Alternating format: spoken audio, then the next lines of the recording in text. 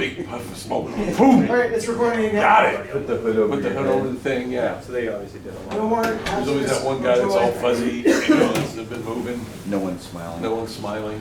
So, welcome back, camera. All that you missed is we talked about the winning lottery numbers, so not a big deal. No. We had an interesting discussion talking about trauma response. So, after the break, I put this question up real quick. I'm going to pose it again. After all of the things that we've talked about, I have the most important question of the day, and that is, how do you feel about marshmallows? Don't like them. No? I like them with the little ones where there's a little bit stale and hot chocolate. Yep. So good. All right, why do I ask that? It's a silly question. Why did I ask that question? Not just for funsies, but it is fun. The Stanford marshmallow experiment. Stanford did, kind of around the same time frame, three really cool studies. This being one of them. The other two, there's the prison study, where people like pretend to be in prison, and then another study about torture, which is really interesting also. And like following orders kind of thing. We're not going to talk about either of those. Just interesting. Stanford marshmallow. All right, so in 1972, the psychologist wanted to study delayed gratification. So what did he do?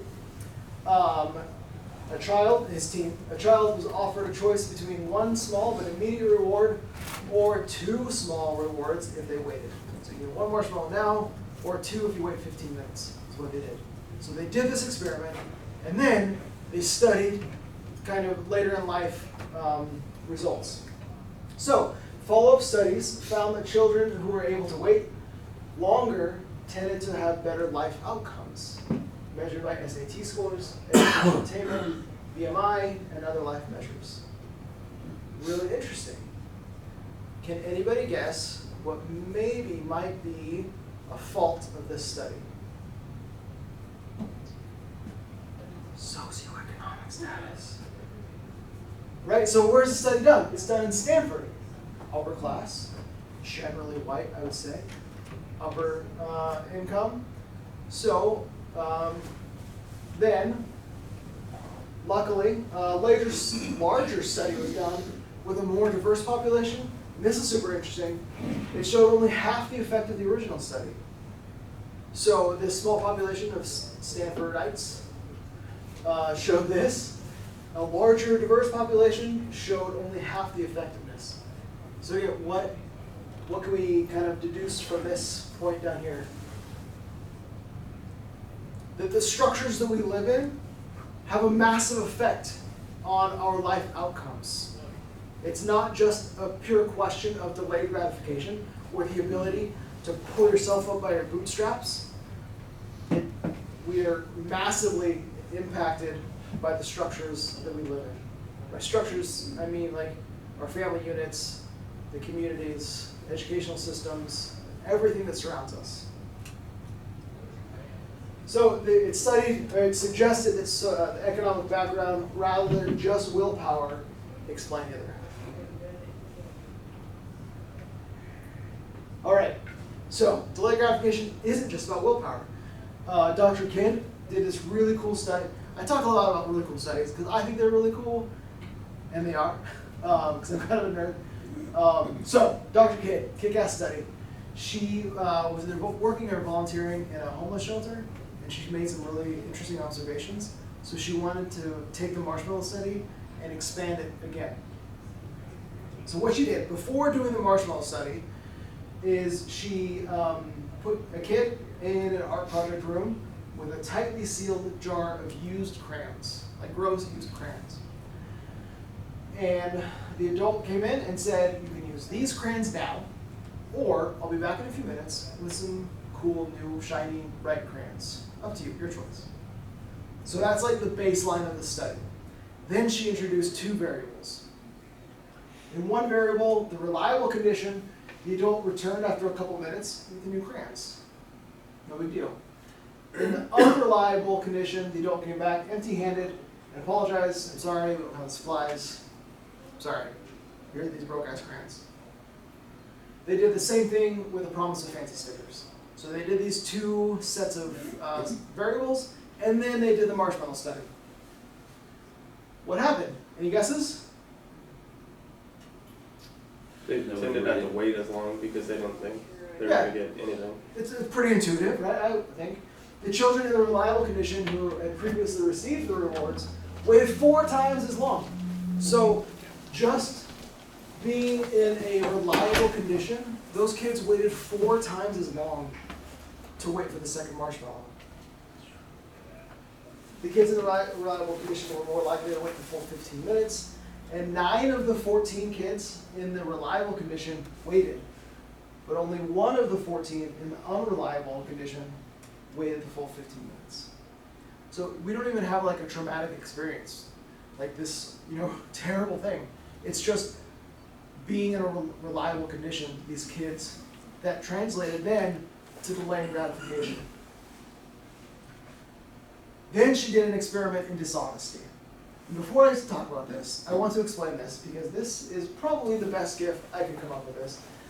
They made birds and then somebody watched. So that's what's happening. I'll tell you about it. All right. So in this study, again, the kind of control factors are each participating preschooler began with a friendly adult and some modeling clay. So the kid and the adult sat down at a table with some clay. The two of them created sculptures together, while a second adult kind of off on the side just watched with interest, just off, not energizing at all. When they completed the sculpture of a bird, the artist left the room, and then the variables kicked in. So that's our baseline. In the trustworthy condition, the kid saw the adult observer come over and accidentally break the sculpture. And then when the artist returned, the adult observer confessed and apologized. Sorry, it's an accident. And then in the untrustworthy condition, where the other group of kids saw the adult observer come over and break it on purpose, jerk move, right?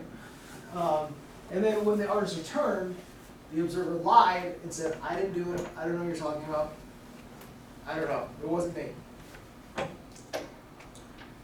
What kind of effect did that have on delayed gratification? The children who previously observed the adult behaving honestly were much more likely to delay gratification. Sorry, then they did the marshmallow study, and this is what the results were. They waited 3 times longer than the kids who had seen the adult misbehave and lie. So again, this is just seeing honesty and dishonesty had a massive impact on these kids' ability to delay gratification and wait for that 15 minutes, wait for that bigger reward. What does it all mean? Is delayed gratification only partly a question of willpower? Yes, that's my stance. It's heavily dependent on a child's environment, and we as adults play a crucial role in that development. People with high ACE scores may also have poor impulse control, not a surprise. And if you manipulate a child's trust in the adult, you radically change his or her performance on the marshmallow test. With that, we as law enforcement officers in our different capacities interact not only with children who have experienced trustworthiness and reliability versus untrustworthiness and unreliability, but also adults who are experiencing those same things. And I've seen that impact someone's delayed gratification, their ability to wait for a reward, or their ability just to make good decisions. Now, is delayed gratification a question of nature or nurture? Yes. Children experience radically different views of the world depending on their home life. We talked about that. The study again, it found a child living with parents who reliably promise small motivational treats is going to have reason to wait for her marshmallow. So, that makes sense to me. If I know I'm going to get my candy at the end of the day, or if I know I'm going to get my reward in 10 minutes, sure, I'll wait because I know it's going to come. No big deal. If I know that in 2 weeks I'm going to get paid and then I can buy a jacket Okay, I'll wait 2 weeks because I know I'm going to get paid. If I know I'm going to have housing when I go home, if I know I'm going to have food when I go home, then I can wait for those things because I know it's there. It's not a big deal. And the opposite is true. If I don't know if I'm going to get paid, if I don't know I'm going to have that jacket, if I don't know I'm going to have shoes, I'm going to take it because I need it. This quote blows me away every time. A child accustomed to stolen possessions and broken promises, for a child accustomed to stolen possessions and broken promises, the only guaranteed treats are the ones that you've already swallowed. And I think this encompasses a lot of the population that we interact with. The only way I know I'm going to get what I need is if I take it now. So it's not a matter of being a bad person or even making bad choices. I need to survive. I need this thing. And the only way I know I'm going to get it is if I have it now. Any thoughts on that? Just me preaching. Emotional trauma. Just shake it off. A little Taylor Swift action, right? T-Swizzle, just shake it off. All right, so during the break we talked a little bit about intergenerational trauma and how it lasts through generations. So the Dutch famine, hunger famine, in the Netherlands near the Second World War, there's this huge famine, right? Children of women pregnant during the food shortages died earlier than peers born just before. They also had higher rates of obesity, diabetes, and schizophrenia. So people who weren't even alive, who were still in the womb, who experienced hunger, had lifelong negative health and mental health, negative outcomes. So here is factors completely out of these people's control. They're not even born, and yet we have lifelong, lasting negative consequences. Other studies suggested that children of parents who had starved early in life, even in the womb, had more heart disease, so some more negative health outcomes. The sons of Civil War prisoners of war, so the sons of Civil War POWs. Those sons of the POWs were more likely to die earlier than the sons of their fellow veterans. So just the fact that my dad is a POW, I'm likely now to die earlier versus another veteran, that son would not die as early. They all died though. This is Civil War, a long time ago. So were the POW fathers just bad dads? And our parents who experienced trauma shaping their children through their parenting styles. So were those POWs just bad dads? Is that why their kids died sooner? No, probably has to do with what they dealt with during their time as POWs, and it probably played a role into their parenting abilities. 100%. Yeah. So when we experience a traumatic event, like a bad traumatic event, the physical structure of our brain changes. Like it physically changes. And then those changes can be passed down genetically to our kids, which we're going to talk a little bit more. And then, like you mentioned, it also shapes our parenting styles. I remember my grandpa, his wife, he remarried after my grandma died. She would hide money all through the house, and like hide cash and hide jewelry, like under mattresses, like all over the house, right? Why? Put it in a safe, put it in the bank. Because she lived during the Depression. And so that's, if you didn't have it, banks didn't work. So that was her parenting style. That was her living style. And she would hide these things all over the place. That's something that she learned how to cope. All right. Emotional damage. Bad stuff. One of the classes told me that I needed to put in a Taylor Swift gif. I'm going to stick with the emotional damage because I think that's funny. Mm-hmm. Have you heard this guy? He's hilarious. Yes. Mm-hmm. Okay. All right, a mouse intervention. In 2001, Dr. Mansoy developed a study in which she created stressful events for mice. And that stressful event was she separated mouse mothers from their pups at unpredictable intervals and confined the mothers in tubes or drop them in water. I'm going to leave both of those activities on my to-do list. I don't want to be dropped in tubes or in water. So, as a parent, I imagine this happening to me. Or as a child, my mother disappearing at unpredictable intervals. So children who we interact with and their parents disappear at unpredictable intervals. How might they disappear unpredictably? They get arrested, right? You can't control that. So this is the same population that we're interacting with. We don't stick people in tubes or drop them in water. They're still subjected to adverse events. So what happened after that? When the mothers returned to the cage with their pups, they were frantic and distracted. Reasonable reaction. If I was put in a tube or dropped in water, I would be frantic and distracted. And then they often ignore their pups, compounding the stress of separation. So not only did they have like stressful events with their mom disappearing, but then their moms ignored them, and it made it even worse. So all these factors working against these pups. Unsurprisingly, the pups of stressed mothers displayed altered behavior as adults. Anybody seen that? People with maybe not the best parents then display altered behavior as adults? Was the altered behavior of these pups a product of just bad parenting? Moms are just bad moms. No, again, so it goes into everything that's going on. It's not just that maybe the moms didn't parent as well, but there's a lot of reasons behind that, what we would say bad parenting.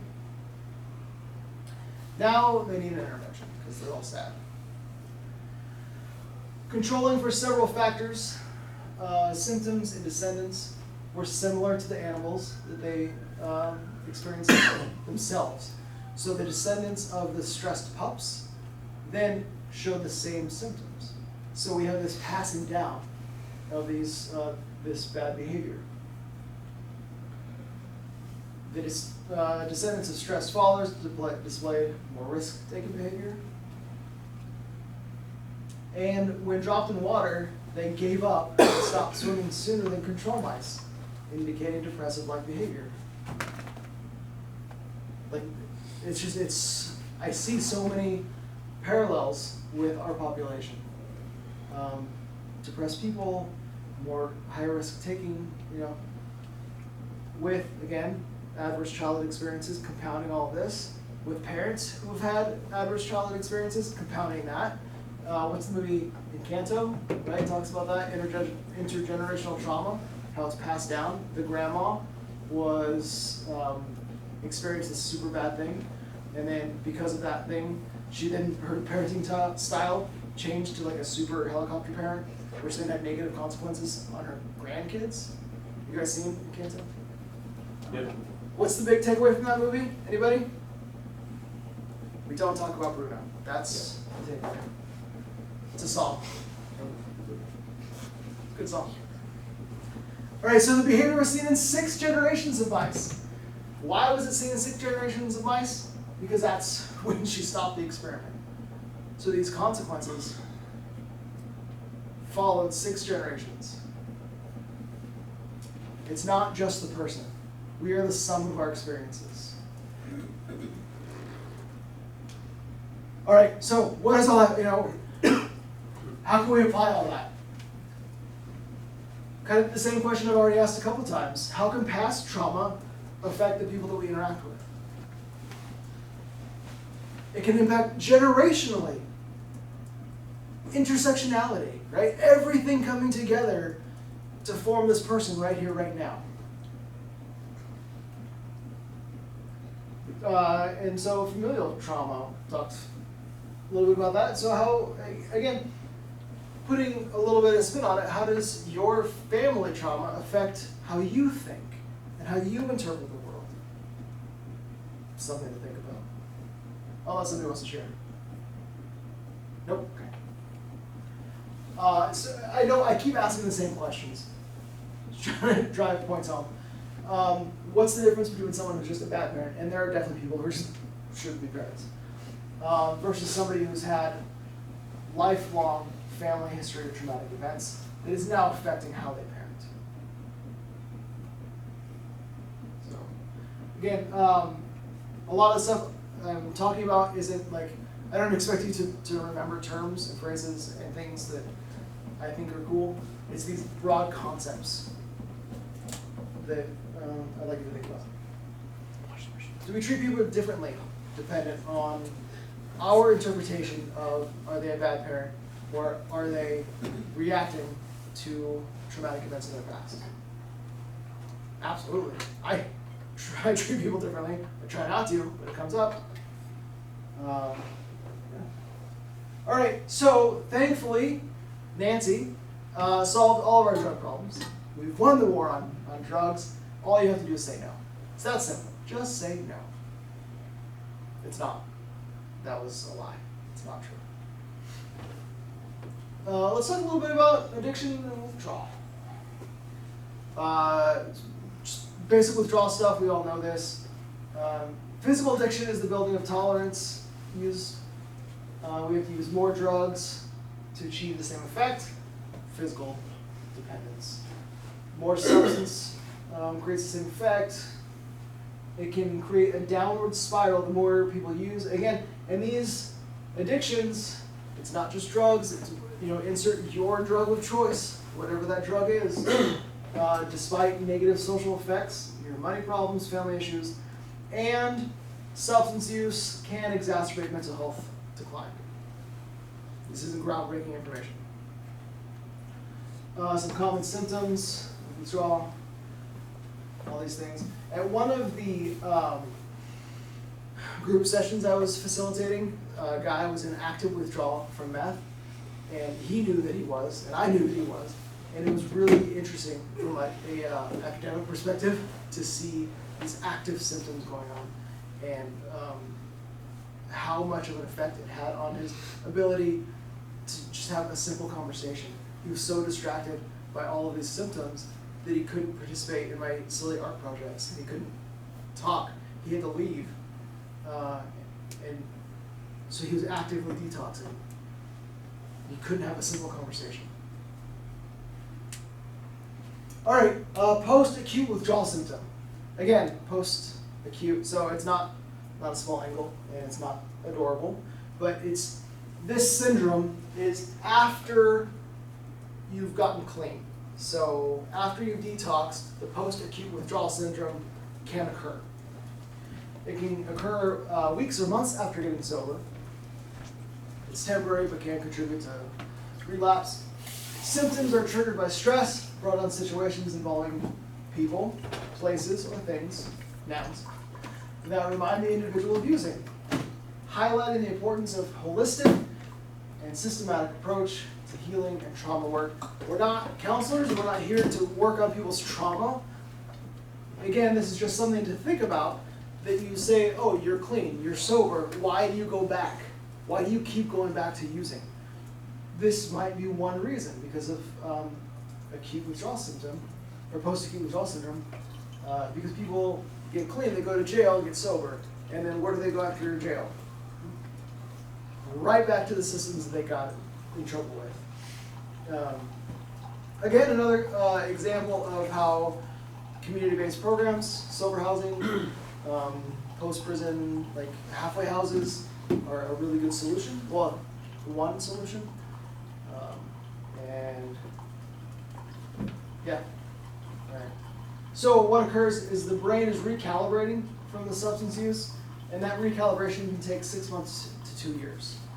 So your brain is trying to get back on track. This applies, I think, kind of to us. So when the user relapses, they might go back to the same use, the same amount they're using during active addiction, which is high potentiality. I'm sure that's a word for overdosing. Any thoughts on post-acute withdrawal? Something interesting that I came across that can provide some insight as to why people relapse and why it's so important not to be judgmental when people do relapse, because it's a medical condition that people are fighting. Not just a question of willpower, but a question of the systems that people are in and their brain physically recalibrating. Okay. It's a pretty interesting video. We're going to talk about homelessness. And so this perspective, this is from a very non-law enforcement perspective. And we've all encountered people who choose to be homeless. They choose to live on the streets because what they want is they want to get high and go to sleep. Yes, I agree. People are absolutely out there that have that lifestyle, 100%. And there are other perspectives. So Mark is going to talk about that other perspective. For months, we've talked to people struggling to solve homelessness, but we realized our story wasn't just about the crisis. It's about discovering who the homeless really are. People blame homelessness on the person. It's their fault. They make bad decisions. We all make bad decisions. And they should just be able to get out of homelessness themselves. It doesn't work like that. There's a lot of us out here that don't do drugs. We're people too, we're just hurting a little bit more. How you doing? Mark Horvath has devoted his life to shattering stereotypes about the homeless. He created a web series called Invisible People. You've been living outside for far too long. I've been out here 2 years. If people can just look inside of homeless people and see really what they're going through, and just bouncing around. Where are you sleeping? I found an abandoned house. More than anyone else in the country, Horvath's interviews give the homeless a face and a voice. We're regular people out here just like everybody else, living from day to day or paycheck to paycheck. When it comes to the homeless, what are we not seeing? You're not seeing them. But we do see them, we just ignore them. Very true. And I put them back in your face. Invisible People is saying, hey, they're here. We need to help these people. They're out here homeless in Gainesville. You're out here homeless in Salt Lake City.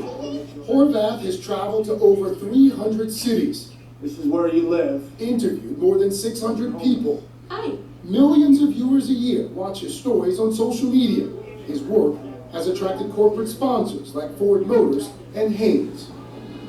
In LA and around the country, Horvath works alone with only a video camera and a pack of socks. Did you use some socks? I can share you use some socks, man. Once they agree, he turns on his camera.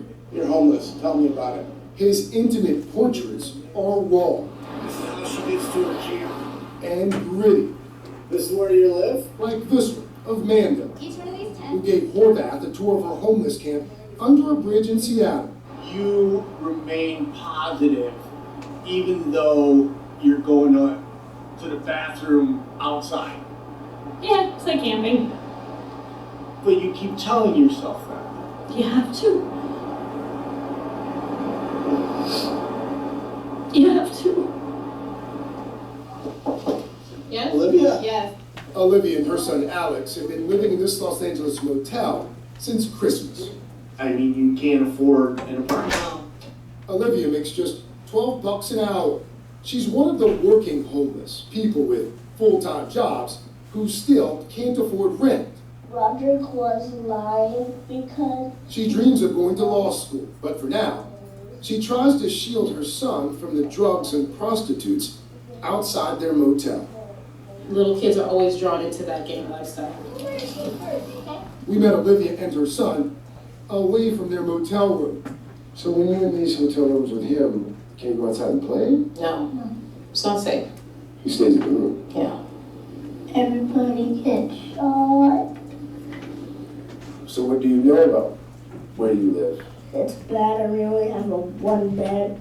We don't have a couch like this, and we don't have a room, like a real room, like a door like that. And that's all I know. Behind the lens, Horvath feels their pain because it's familiar. How do you even survive?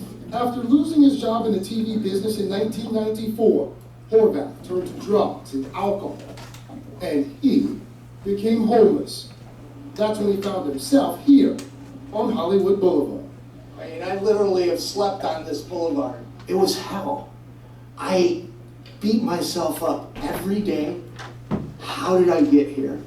It took years for him to get sober. Hey, man. Finally back on his feet, he decided to use his TV skills to tell the homeless story. How long you been out here? You cannot allow people to die on the streets now while you're waiting to solve homelessness in the future. This isn't our lifestyle. We just want a place to go. Thank you very much for talking to me.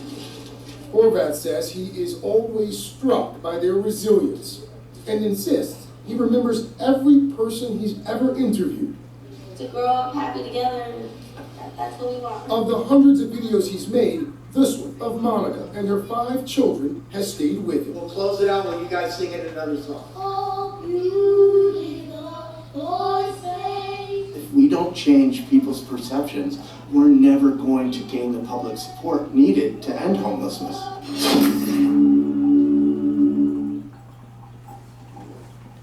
Any initial thoughts, impressions? Just go to my questions? Okay. So before I go into this, Amanda, I think, the woman who was living under a bridge, when he said, how do you maintain a positive attitude when going to the bathroom outside? Do you remember what she said? It's like camping. Yeah, it's like camping, you have to. So, and then what did we see? What were her words and what were her like physical expressions? Her words were, you have to, it's fine, I'm laughing. Or she started by laughing, saying that, and then she started crying.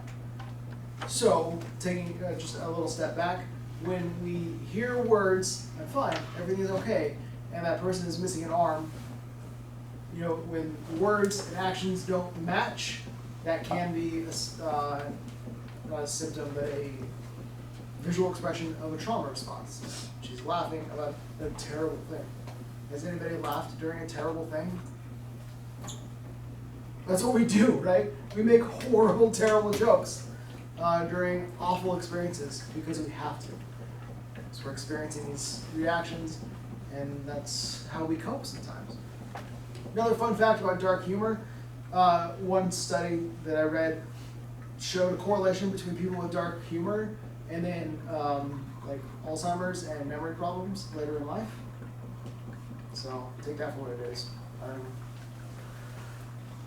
Mark, he said people blame homelessness on the person. It's their fault. It's their fault. They made bad decisions. What did he follow up that with? We all make bad decisions.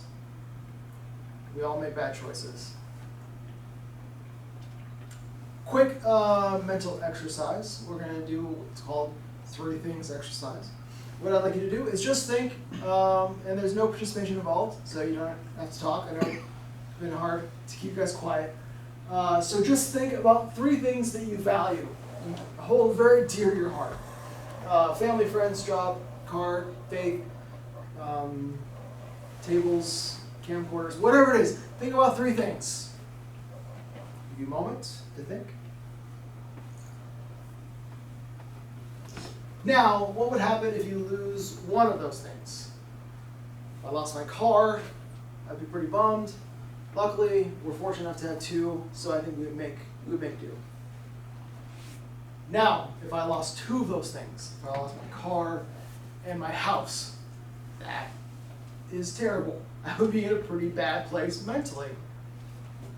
Now, if I lost all 3, now I've lost my family. I've lost everything important to me.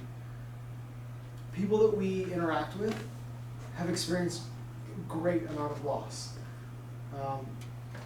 And maybe they're just trying to cope with that loss, trying to get themselves back on their feet. Speaking of economics, before we get into that, that exercise, just kind of an overarching idea, that concept is also closely tied to mental health.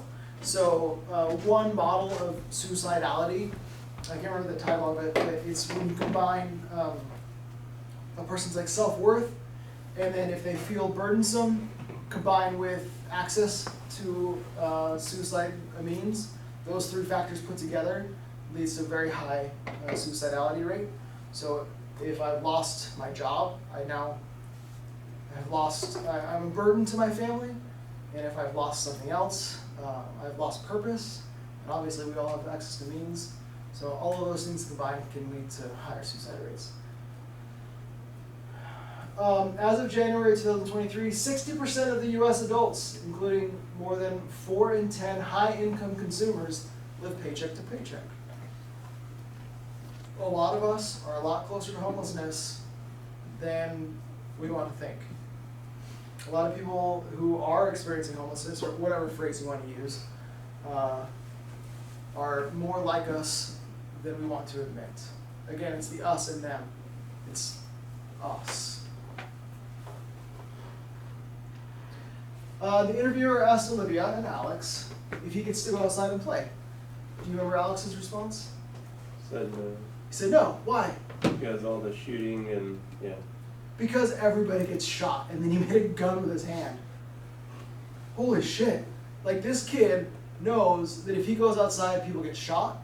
There's drugs outside. There's prostitution outside. There's general crimes outside. That's just outside of his front door. Anybody know what that's called? An ACE. Like, that is an example of an adverse childhood experience. If we don't change people's perception, we're never going to gain public support needed to end homelessness. How do we change people's perception? How do we change public perception? I'll tell you how. Okay, so another study, really cool. They're all really cool. This study was about changing perception in the military, active duty, and also veteran communities about mental health and receiving mental health support. And they studied 3 different ways. The first way was through like emails and flyers. Super cheap, super effective, super fast. And as we all know, everyone reads every emails, right? Or the subject line and deletes it. That's it. So not very effective. The second way was what we call safety stand downs. And that's where everybody gets into a big auditorium and the brass at the top says, do this, don't do this, do that, don't do this. And to the average Lance Cooley, I don't care what the CO says because it doesn't affect my life. So again, that information passes really quickly. It's a great way to give information in one ear, out the other. The third and most effective way to change perception was to have a respected member of that community come in and advocate for that change. So in this particular study, having like a combat vet come in and say, I need help, I'm getting therapy, this is what's going on, and it's okay, I need help, so on and so forth. So having people, respected members of whatever community that is, come in and advocate for change. So that's one way we can help change perception and gain public support, is to find members of whatever community, respected members, and then work together to break down those barriers, to be co-participants in healing. All of these things, community, us versus them, breaking down barriers, it's all there. It's all interconnected, or intersectionality. One problem that we face a lot is NIMBY, not in my backyard. People, we want solutions for homelessness. We want solutions. We need a detox center. We need shelters. Just as long as it's over there. Right? I want it over there. One of my life mottos that I try and live by, but I don't always, is to be somebody. And what I mean by that is somebody should take out the trash. Somebody should do the dishes in Northeast. Somebody should, or even West, I don't know. Somebody should take that call that's been holding in the queue. Be somebody. Take that call. Do that thing, whatever it is. And I'm not up here to say like I'm the greatest person ever, because I don't. I let calls hold. I don't do things. But I try. I try to be somebody. And we can do that as cops, as law enforcement officers. We can do those things that people are asking for. That's my soapbox on that for now. All right, so there's a whole lot of psychoeducation stuff. Let's talk a little bit about tools for communication. Suggestions. Replacing but with and. My brother once told me that nothing you says before the word but really counts. Makes sense. And I try to implement this in my life. I don't know if you noticed, but I've not said the word but very much. So instead of saying, I hear that you're mad at me because you thought what I said was mean, but I didn't mean any offense. Well, what did I just say there? You didn't mean to offend. And fuck your feelings. Right? So this is how I feel. I don't care how you feel. Instead, try, I hear that you're mad at me because you thought what I said is mean. And I didn't mean offense. So it validates other people's feelings, while also allowing you to express how you feel. And we can get into like the definition of but and. It's not important. It's just it's the general concept. Just a really simple change. And this is how I feel. That's how you feel. And this is this. Grounding techniques. It's a shovel, right? That's how we ground. Or put a wire. It's the white. No, what color is it? Green wire. That's how we ground. Thank you. No, that's not what I'm talking about. All of these are my favorites. So I'm going to say this is my favorite. The next one's my favorite. This is one of my favorites. Belly breathing for grounding. Some people's bellies are a little bit bigger than others, and that's fine. It works the same for all of us. And what belly breathing is exactly what it sounds like. Oftentimes, we breathe up here in our shoulders and our chest, and we get very excited. Sometimes when people get scared, they take a sharp, deep breath in, right? Right? So belly breathing is the opposite of that. You take a deep breath, push your belly all the way out.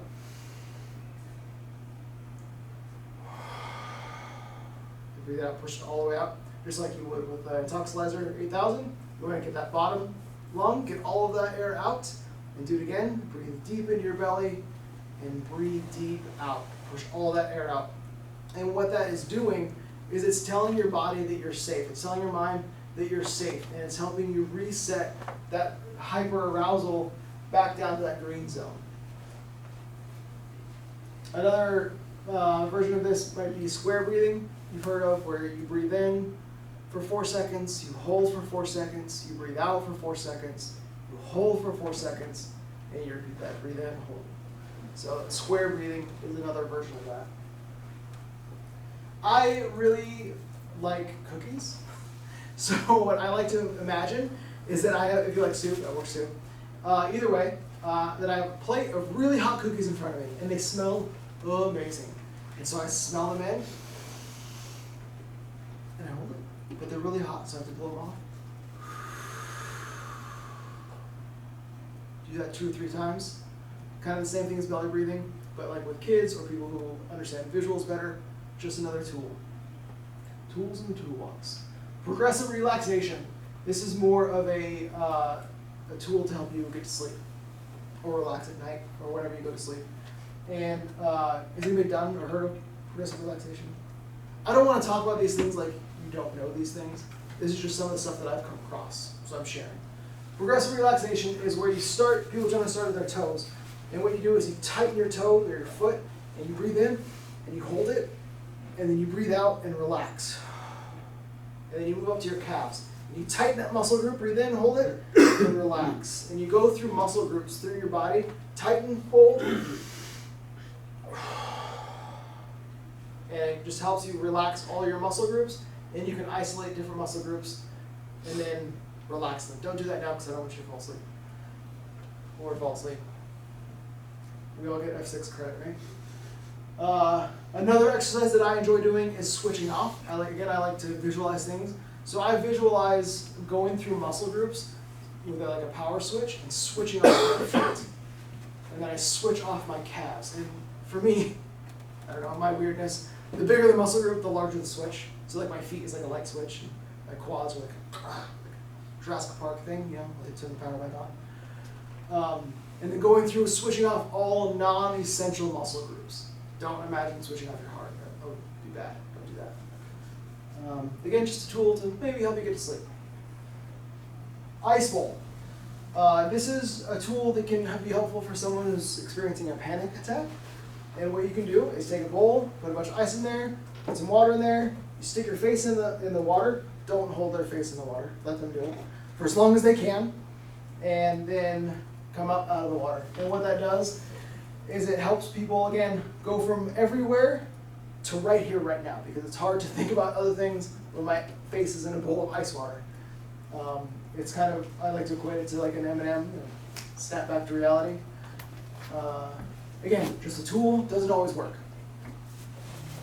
Speaking of tools that don't always work, another thing to help people with panic attacks or who are experiencing kind of a PTSI, PTSD episode, is the 5 senses exercise.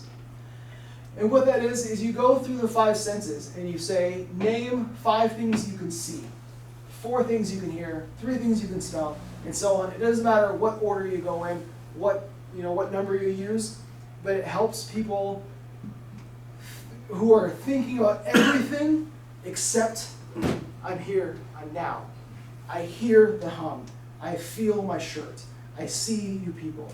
So it's me living in this moment right now. It's a grounding to now rather than being everywhere but here. Doesn't always work. I've seen it work. I've seen it fail miserably with me trying to use it. So just a suggestion. Any thoughts on any of these? Do anybody use grounding techniques that I haven't mentioned that you found useful? Another tool, we can't really do at work, is literally grounding. So like standing in grass. There's been studies that have shown just standing in grass can help lower blood pressure and help bring you down. So just bare feet on the dirt. Literally grounding. The feelings wheel. We talked a little bit about this when we turned the camera off, about naming feelings and reactions. This is a lot of words and a lot of colors. I realize that. This is one example of a feelings wheel. And what it is we have core emotions that we experience, like disgust, anger, pride, joy, love, sadness. So these core emotions that I know I'm angry. I'm so angry. But why am I angry? What emotion is driving that anger? I'm frustrated. Okay, well, why am I frustrated? I'm jealous. What am I jealous of? So these core emotions, the populations that we and ourselves know what we're feeling maybe, but not the why. Why am I feeling this anger? And once I know why I'm feeling my emotion, I can then address that issue. Specifically with anger, anger is often a secondary emotion to an unmet need. And we talk to people all the time with unmet needs, right? That's what we do. So identifying that emotion, identifying maybe that unmet need, helping that person with that, and then working through that. Another model of the feelings wheel, which is really cool, is on the outside. It has physical sensations, like my palms are sweaty, my knees weak, arms spaghetti. And then reference number 2. So also, like my stomach is tight, my head is hot, and you can work back from there, from physical things that we're physically experiencing, and you can work your way into the emotion. So people might not have the experience, the education, the emotional intelligence to identify feelings based on, like emotions based on physical feelings. So helping people realize the connection between the two. We're not counselors, I've said it before, and you can't have a rational conversation with somebody who's at a 10. So helping bring people down, identifying feelings. Interviewing persons who have experienced trauma and report writing. This group doesn't have any experience with interviewing or report writing, so I'm going to go into a lot of detail. Okay. I like the huff, at least. Thank you. All right, so taking a trauma-informed approach. What is a trauma-informed approach? It's a thing that I hear about. So this doctor, this is a medical definition, but it's still applicable to us. Trauma-informed care is defined as practices that promote a culture of safety, empowerment, and healing. So going into a situation, into an interview with those things in mind. So we're not doctors, but we often ask very sensitive questions that can re-traumatize people. So understanding that the questions we ask can be difficult and can be re-traumatizing. Another suggestion is listen more than you talk. People want to talk. People want to express. Can you listen more than you talk? Be direct, emotional. Just like with death notifications, you don't want to say your family member has passed or they're no longer with us. Ask direct questions. Get direct answers, hopefully. And I would love some input because you guys are the best interviewers that HPD has. This section over here. So if you have suggestions on interviewing in difficult situations, I would love to hear your input. Patrol, you guys can't interview with shit, so don't talk. It's a joke. Okay. All right. So we're not clinicians. We're not there to diagnose anybody. We're not there to say you have borderline personality disorder because you have BPD. I know that you're going to experience all of these symptoms. No, that's not why we're there. We're there to document behavior, how it impacts the individual, and how it impacts the public. Document behavior and how it impacts people. Just the facts, man. Just the facts. Does anybody not know that reference? Dragnet. Great show. All right, so some things. Holy shit, it's hot in here. It cannot decide if it's hot or cold. It's like alarming. Okay, so things to think about when interviewing people. Try and have the mindset of not what's wrong with you, but what happened to you. That thought does come into my mind often when I'm interviewing people. I'm like, what the fuck is wrong with you? Like, how did you make this decision? So instead thinking, what happened to you? And again, with my son, who's on the spectrum, when he was 3 and we're at Walmart and he's on the ground just flailing and screaming and crying, like, yeah, that's disturbing, right? That kind of behavior is unacceptable. And something that I learned is that he's not giving me a hard time, he's having a hard time. And so people, again, that we're interviewing, they're not sometimes, they're not always purposefully giving us a hard time, but they're having a really hard time with a really bad thing. Just, again, remembering things. Speaking of ASD, fun, interesting thing is that something as simple as fluorescent lights can have like a physical pain on people's skin. It can be that distracting. Or clothes, the sensation can be that distracting because of sensory processing disorder. So, lots of stuff going on in people's minds. I know everybody, again, was really curious about Carl Rogers and when I was going to talk about unconditional positive regard. So here's the slide. So unconditional positive regard involves showing complete support and acceptance of a person no matter what that person says or does. As a police officer, it is our job to accept people no matter what they do or say. Right? That's what we do. We always accept everything. I would say no. My answer would be a hard no on that. We don't have to like what people say or accept their decisions. We don't. Unconditional positive regard in law enforcement is being kind and respectful, even when a person discloses morally abhorrent information. An example of this, thank you detectives for taking the rest of it from me. We got a call from like a To Catch a Predator type organization who found this dude and they confronted him and then they called us. And so I got there and I was talking to him and he was telling me about how he was gonna, like after work, go have sex with his 14-year-old and he only watches this kind of porn, child porn. You know, he's not into this kind of porn and he only does this. And so I'm going through this interview and I'm like, oh man, yeah, that sounds really hard. Oh, geez. Tell me more about your sexual preferences and how you're gonna have sex with a 14-year-old. Yeah, I totally get that. None of those things were true. I don't get any of that. And I wanted to shoot him in the face, which I didn't. That was for you, by the way. Admin. And the camera. I was having a very strong emotional reaction. And with that, I was able to be respectful and kind, despite what I was being told. And out of that, I got a kick-ass interview. And he gave me consent to search his phone. And then, again, thank you, detectives, for following up and taking over, because I didn't want to deal with him anymore. So, thank you. So just treating this person kindly, despite what he was telling me, got a really great reaction out of him. Just treating somebody as a person can dramatically change how they treat you back. Again, those mirror neurons. If I'm screaming at somebody, you're going to shut down. general. Another thing to remember is if you ask about bad things, you're going to hear bad answers. Be ready. We're at 8:50. Do you want to keep going? Push.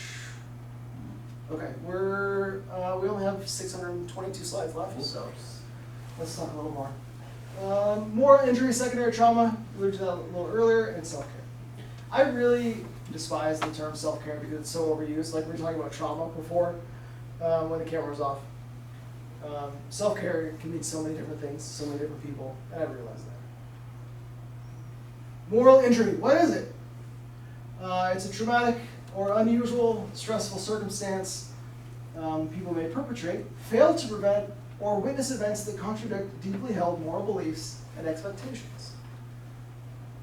So again, we don't have to do a thing, we can just witness a thing. And we don't have to do it, we can not do something. And just by omission, it can result from acts of both omission, failing to act, and acts of commission, taking actions against our strongly held beliefs, can result in moral injury. Not a great example, terrible example of that is in Memphis. Not only the officers involved who were involved, but also the medical personnel who failed to intervene. So both the commission and omission of that same event can result in a moral injury. Compassion fatigue. This comes out of an article/study with nursing and COVID. Moral injury has been described as a deep soul wound that occurs when a person feels they must take actions or witness actions that violate their deeply held moral beliefs. This describes challenges of simultaneously knowing what care a patient needs, but being unable to provide it due to constraints beyond the caregiver's control. In policing, have we ever experienced knowing what a person needs and being unable to provide that service?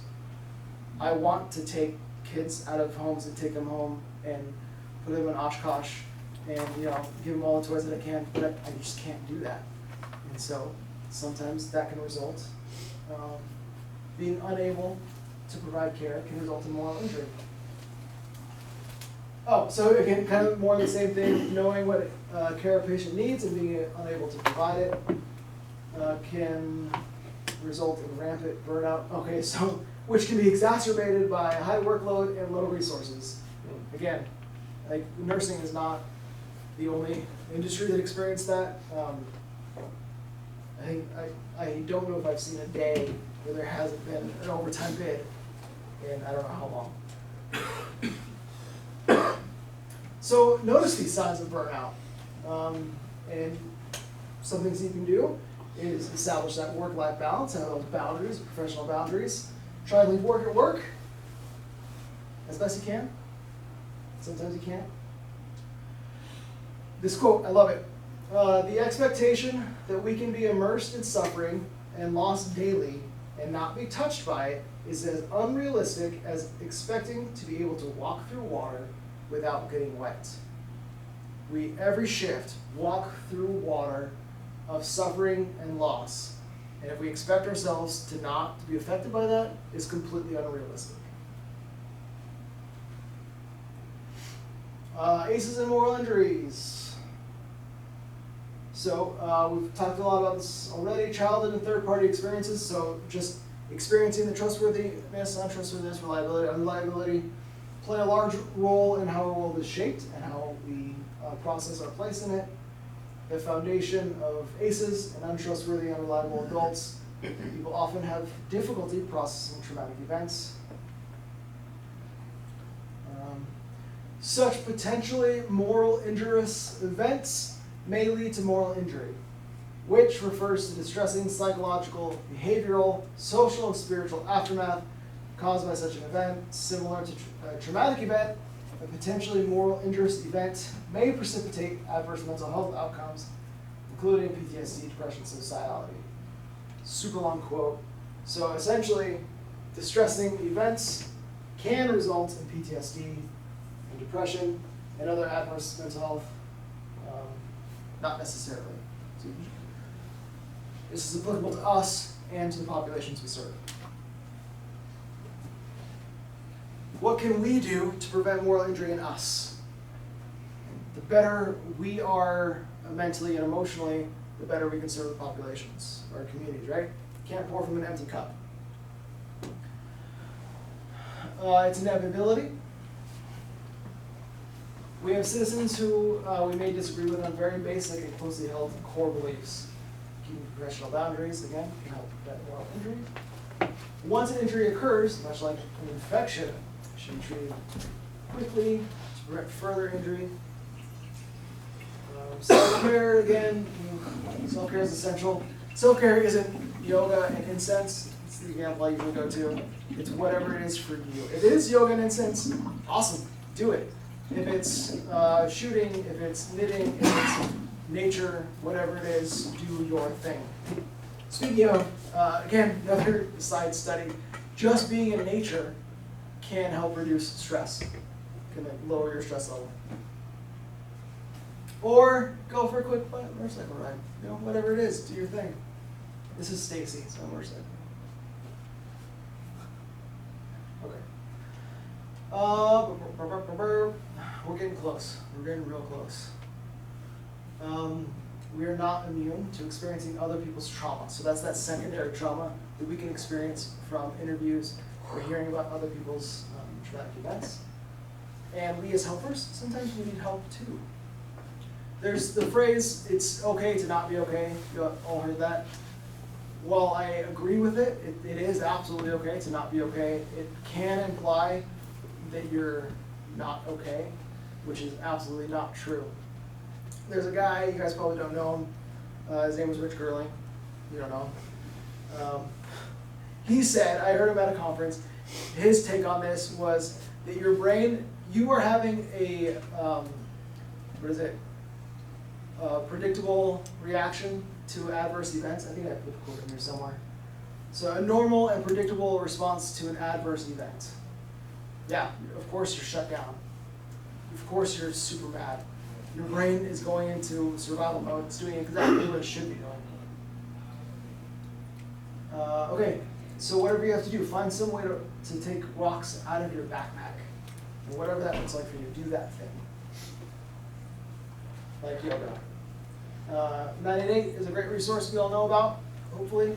Suicide prevention hotline. You don't have to be in active crisis to call 988. You can just want to talk, and that's great. Another quick plug for trust. We're here. Trust reps are here.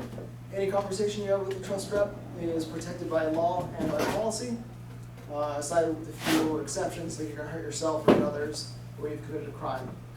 Essentially, those exceptions. All right. That was a lot of words, a lot of talking, a lot of listening. Great work. Thank you so much. Well done. So now that we're done training, we're all culturally competent, right? Don't turn it off. I'm not done. I'm gonna lie. We're all culturally competent regarding people who have experienced trauma, and we're culturally competent about neurodivergent communities, right? I would say no. So is cultural competence a thing? Can I ever be competent in a culture that I'm not part of? Can I ever be competent in drug culture? Probably not. I can have a sense of cultural humility.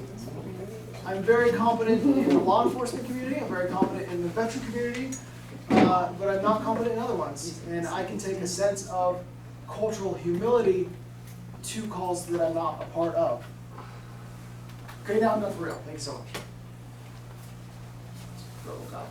And the references, if anybody wants any of the references, I hope these are all getting recorded. So you can pause it. I know. It's evidence-based research is what it has to be. So I'm done. That's all. Thank you. Right on. Yeah.